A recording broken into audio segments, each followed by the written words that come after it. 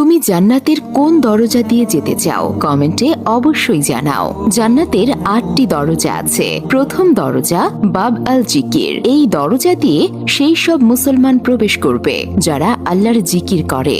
দ্বিতীয় দরজা বাব আল ইমান। এই দরজা দিয়ে সেই সব মুসলমান প্রবেশ করবে যাদের আল্লাহর উপর প্রকৃত ইমান আছে।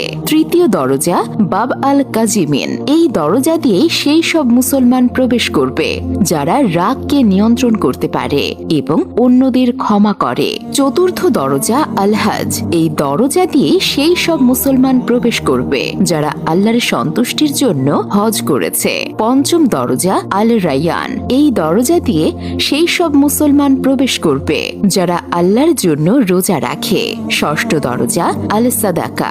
এই দরজা দিয়ে সেই সব মুসলমান প্রবেশ করবে যারা আল্লাহ তাআলার সন্তুষ্টির জন্য দান খয়রাত করে। সপ্তম দরজা আল জিহাদ। এই দরজা দিয়ে সেই সব মুসলমান প্রবেশ করবে যারা আল্লাহর রাস্তায় জিহাদ করে।